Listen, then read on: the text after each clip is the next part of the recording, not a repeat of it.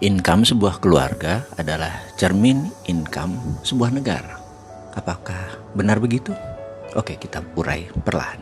Dalam ekonomi versi keluarga ada dua tipe keadaan ekonominya, yaitu ekonomi lagi bust atau negatif dan ekonomi yang lagi boom atau positif.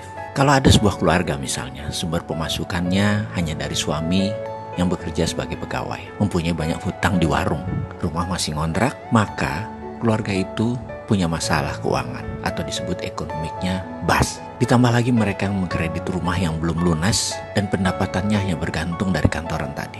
Nekat ngambil kredit mobil, menambah kredit mereka. Sebentar lagi pasti jebol itu perekonomian keluarga tersebut. Bahkan bukan sekadar jebol perekonomian, bisa bubar hubungan pernikahan mereka. Percaya deh. Karena bakal ada kata-kata yang mereka katakan jatuh cinta pakai perasaan tapi mempertahankannya pakai penghasilan. Karena penghasilannya nggak ada, bagaimana bisa mempertahankan cinta? Bubarlah keluarga tersebut.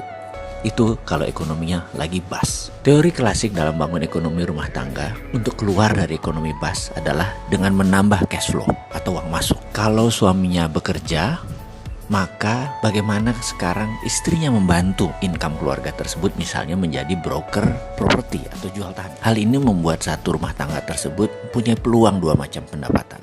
Satu dari pendapatan suaminya, kedua dari pendapatan istrinya yang berbisnis properti atau menjadi sales properti. Lalu suaminya tadi mempunyai keterampilan, yaitu bisa mengajar silat atau punya ilmu bela diri silat. Sehingga seminggu 2 kali dia menyempatkan pulang kantor mengajar silat. Suami tersebut mendapatkan 2 sumber pendapatan saat ini, ditambah yang ketiga yaitu istrinya.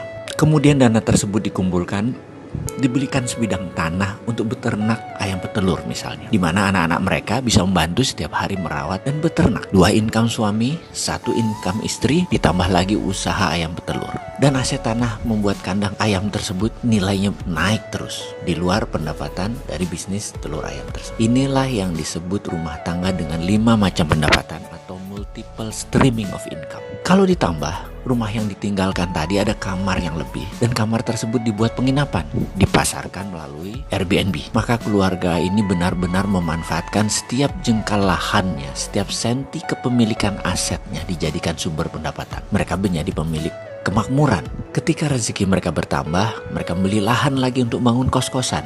Bulanannya aset tanah tersebut membuat pendapatannya 2 dari 1 aset. 1 dari nilai bangunan, 2 dari pendapatan kos-kosan. Keluarga ini dalam keadaan multiple income dan mereka bisa dikategorikan lagi boom ekonominya. Pada saat lagi boom tersebutlah baru mereka membangun proyek jangka panjang, ditambah lagi kos-kosannya, ditambah lagi propertinya. Itu adalah strategi ekonomi kalau lagi boom.